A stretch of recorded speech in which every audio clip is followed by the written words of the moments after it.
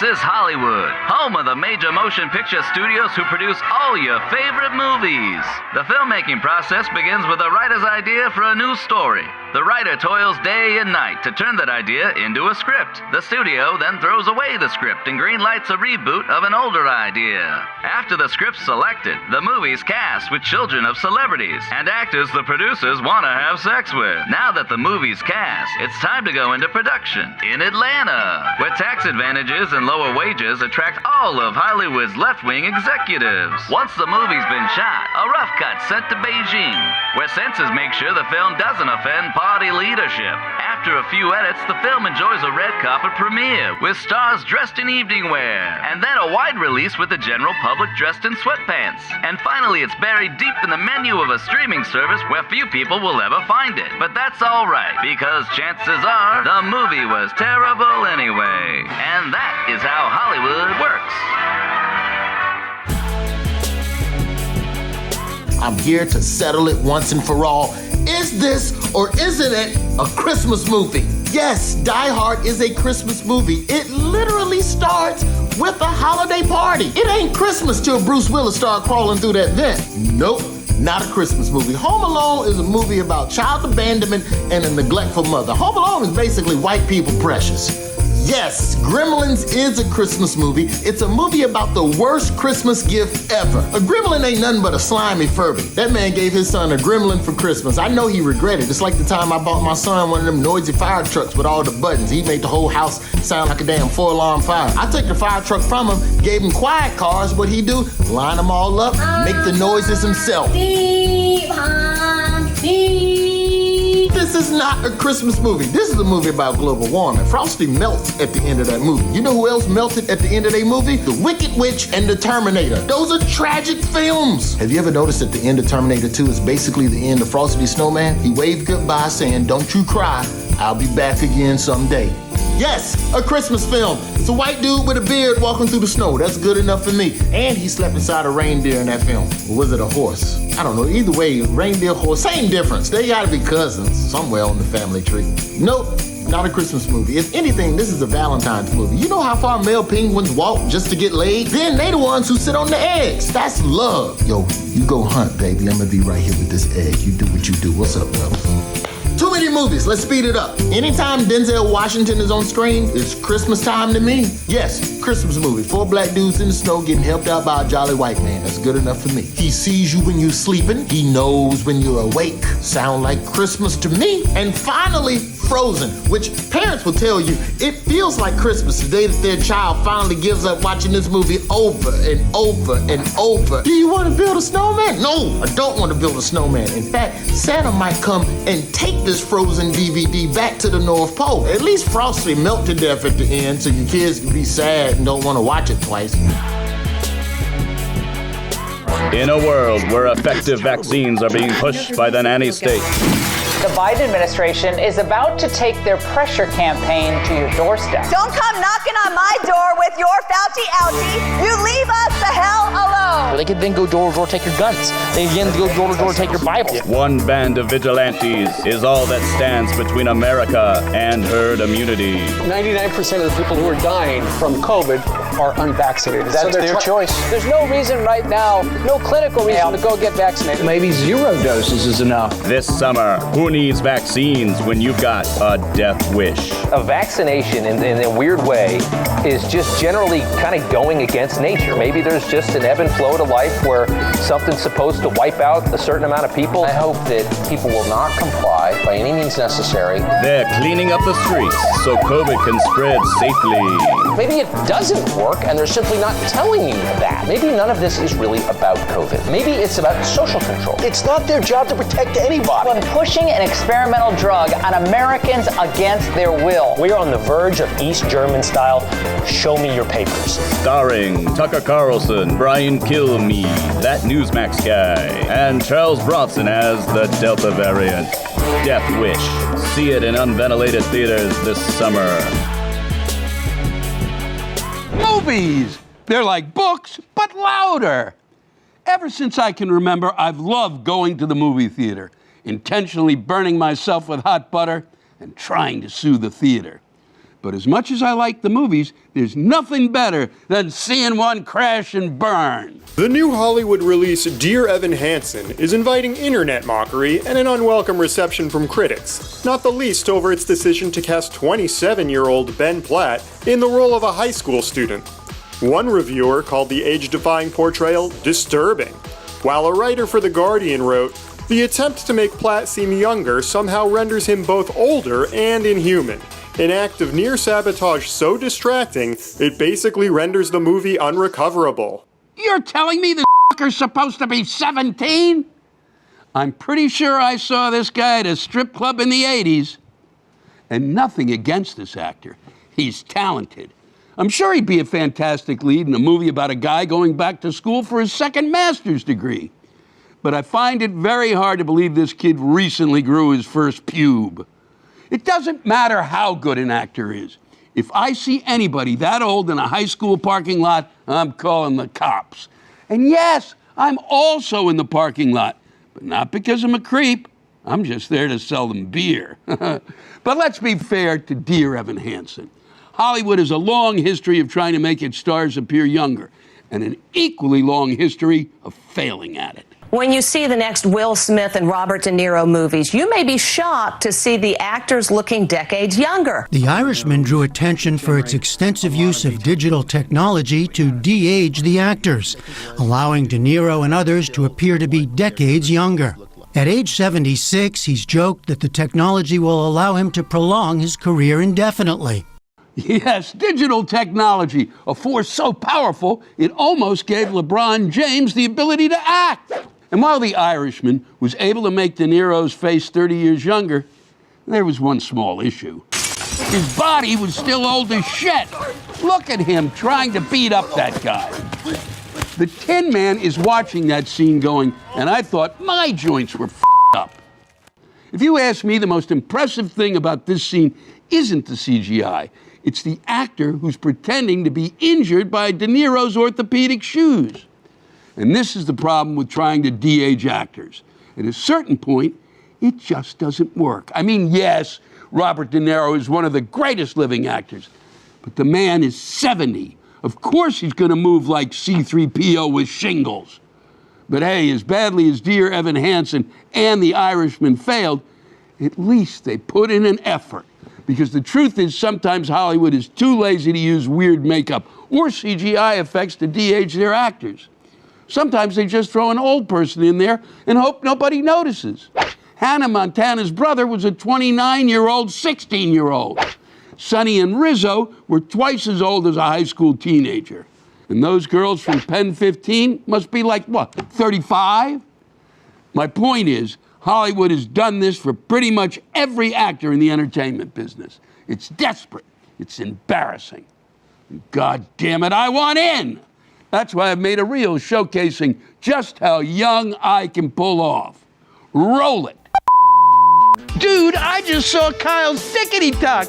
Mrs. Greenfield totally busted him for vaping during algebra. That is so Raven. I don't want to go to soccer practice. I just want to stay home and watch Paw Patrol and eat that lollipop. Oh, I broke a veneer.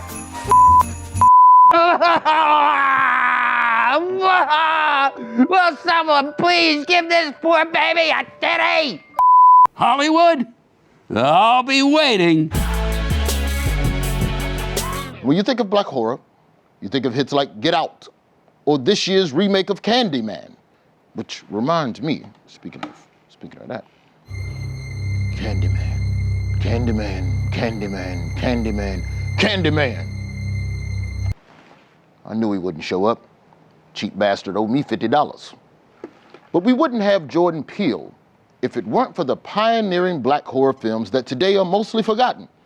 Movies like Son of Ngagi, which in 1940 became the first horror film to feature an all-black cast. And unlike a Medea Halloween, they were all played by different people.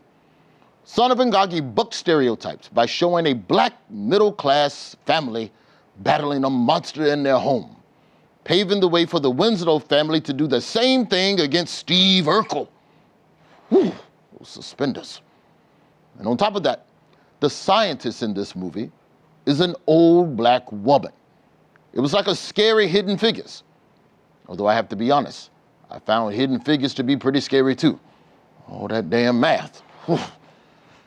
Another major film in black horror was 1968's Night of the Living Dead, starring Dwayne Jones, the first black actor to play the lead role in a mainstream horror hit.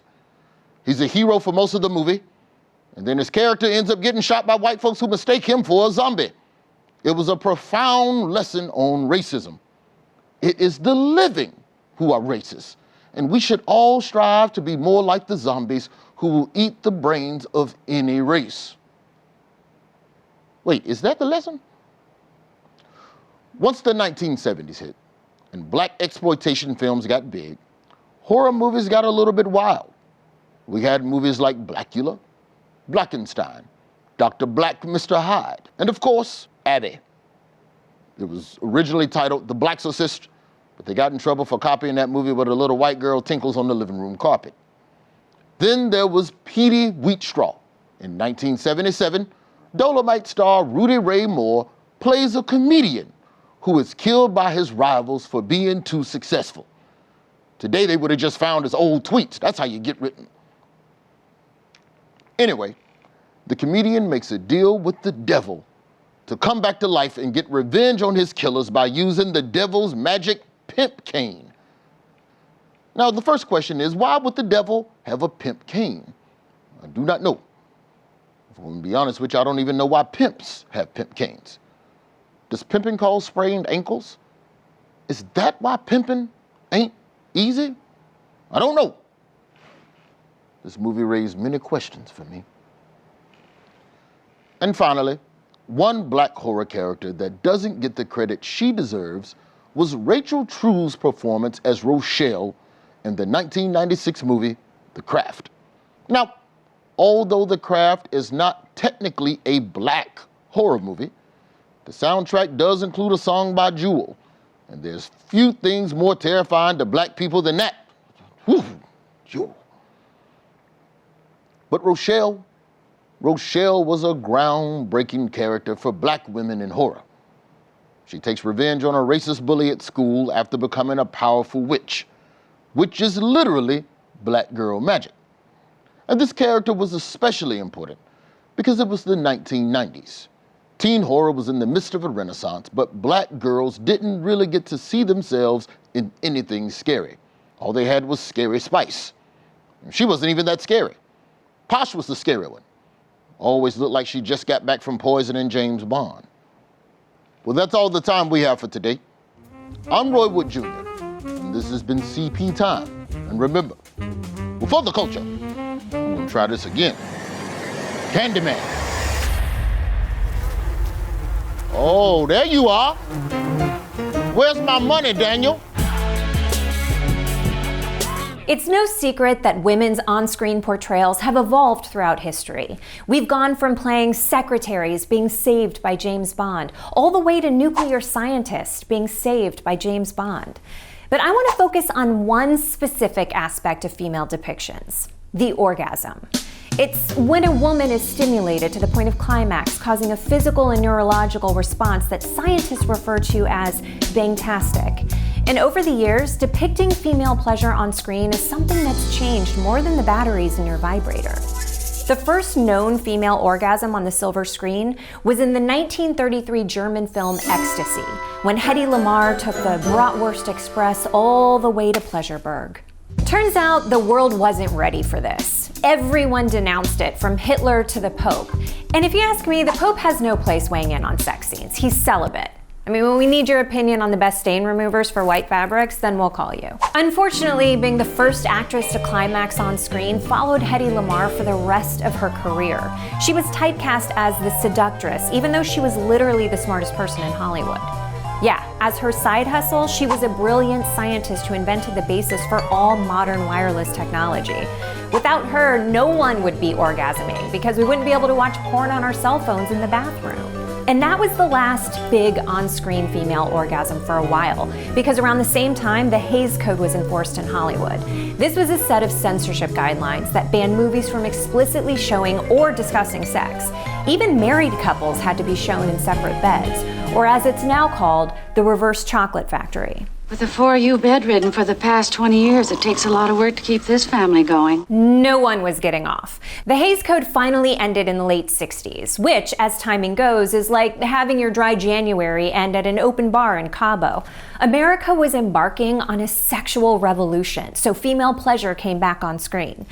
Unfortunately, it was often treated as a novelty that existed for men's amusement, so you got scenes like the one in 1968's Barbarella, where evil Dr. Eyebrows over here traps Jane Fonda in a machine that's supposed to give her orgasms until she dies, except that she climaxes so hard she breaks the machine. My goodness. At the time, it was considered a campy, sexy thing, but looking at it now, it's a violation. Remember, everyone, if you're gonna put a woman in a machine that orgasms her to death, you need consent first. Another major moment came a few years later with the movie Deep Throat. It tells the story of a woman who keeps giving men oral sex because her pleasure zone is in her throat. That is not how it works. But Deep Throat became the first porno film to go mainstream and inspired both my uncles to become dentists. The female orgasms in Barbarella and Deep Throat were basically male fantasies about how women experience pleasure. So it was appropriate that the next on-screen orgasm to make a splash totally debunked those fantasies. 1989's When Harry Met Sally famously includes an extended scene of Meg Ryan faking an orgasm in a deli to prove to Billy Crystal that maybe he wasn't the cunningest king that he thought he was. Oh, yes, yes, yes! Oh, God. This scene was groundbreaking for a few reasons. It told all the women watching who had faked orgasms that they weren't alone. It taught men to try to be attentive to their partner's needs, and it catapulted pastrami to become the top aphrodisiac of 1989. It also started a conversation about the performative nature of the female orgasm. Women face far too much pressure to satisfy their partner's ego instead of themselves. I mean, no one ever has to fake it for their vibrator. If they don't get the job done, they just go back into the drawer and they think about what they did. In the years that followed, female pleasure became more and more common on screen, but they were still often treated as punchlines, like Jennifer Aniston getting unexpected magic climaxes in Bruce Almighty, or Katherine Heigl accidentally orgasming at dinner when a little boy grabbed her remote-controlled vibrating underwear. Okay, there is so much wrong with this. It's non-consensual, it's a kid doing it, and it perpetuates the dangerous myth that vibrating underwear gives you anything but a 5-alarm electrical burn. And even when orgasms weren't meant to be funny, it could be hard to take them seriously. Like in 40 Days and 40 Nights, when Josh Hartnett makes his partner orgasm by caressing her with flowers, which, believe me, is not that easy. Not to be a size queen, but you're gonna have to use at least a sunflower. The aughts weren't a step forward for orgasms, but they weren't a step back either. They still needed to step a little to the side. Now the other side. Then back and forth. Yeah, right there. Thankfully, in the present day, we're starting to see much more realistic and positive depictions of women popping their turkey timers. These days, you can hardly turn your TV on without seeing a woman getting off. And finally, movies and shows are doing this through the female gaze.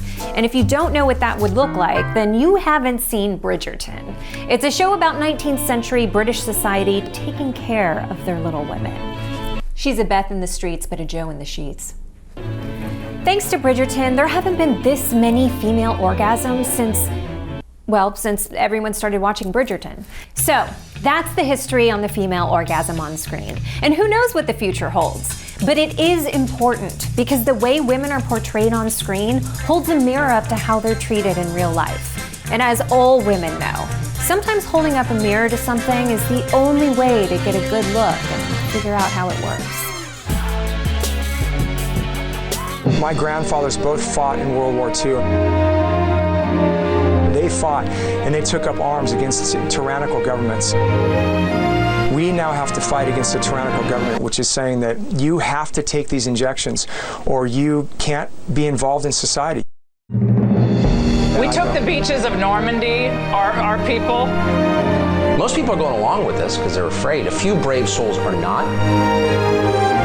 You have a lot of Americans who say, listen, I'm going to stand up and inspire others to fight for freedom and liberty and push back on these oppressive mandates. People are doing a phenomenal job standing up for what they believe in the face of tyranny. Thank you so much for coming on with us. You are a hero. I do admire anyone that stands up for principles. That's a principle that every American should hold dear. This is an amazing moment. Thank you so much for coming on tonight, for your bravery. I appreciate it. We wish you all the best. Thank you for all the work you do. God bless you. 9/11 is this Saturday. This is kind of the beaches of Normandy. This is our generation's World War II, and maybe it's the World War III. Dr. Rake, thank you. This is wild.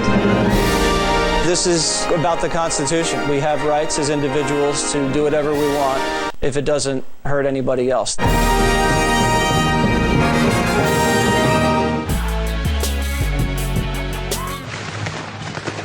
Some heroes are called to the battlefield. Some heroes to the sky. When the world is at war, Breaking overnight at war amid a dramatic increase in coronavirus cases. The world is at war with a hidden enemy. A silent army of infection. The war against coronavirus. America at war. one hero will put on the uniform and answer the call of duty by staying at home. The fight will not be easy. Supplies will be thin.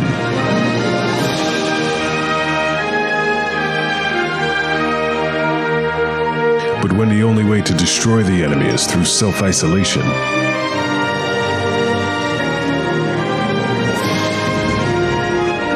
doing nothing means everything.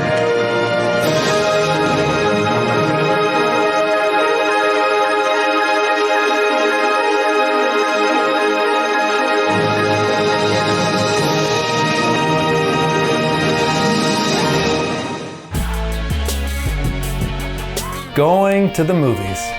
It's when you escape into a magical world where heroes save the day, love conquers all, and popcorn costs $30. But after the past year, you might have forgotten what it's like to watch a film in a place where the seats smell like other people's farts. So I'm here with some tips on how to go to the movies. At home, you can always just pause the movie whenever you need to take a bathroom break or a bubble bath break. But you can't do that in a movie theater unless you bribe the projectionist. So that's why tip number 1 is bribe the projectionist. Then you can text him whenever you need to pause. Excuse me, I gotta go get more candy. I'll be back in 5. Next tip, remember phone etiquette. It's so important to be respectful of others when using your phone in a theater. So if someone calls you during the movie, show them respect and answer it.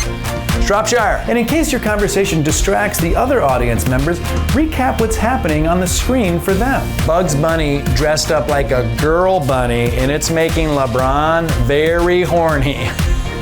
Shropshire, college golf teammate. But the most important thing to remember when you're at the theater is you're not the only one watching this movie. You're part of a shared experience. That brings me to our final tip. Be mindful of other viewers. You don't want to ruin someone else's enjoyment of the movie. That's why when you bootleg the movie to pirate it later on, you're going to want to use a tripod. And invest in some good microphones too. Sir.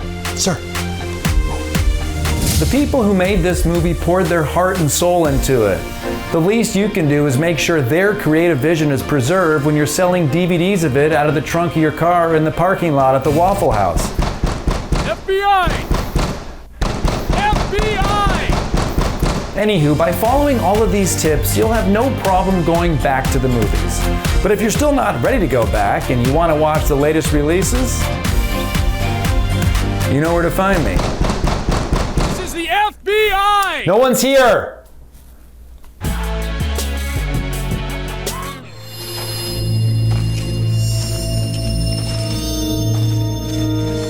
I got them. $1.9 trillion in relief so far.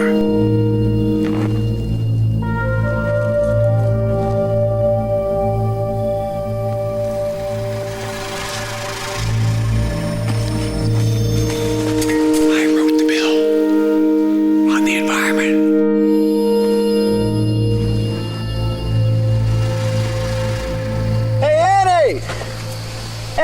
was that? What was what? That voice just now. What was it? We didn't hear anything. All right. Pay them more. It grows the economy.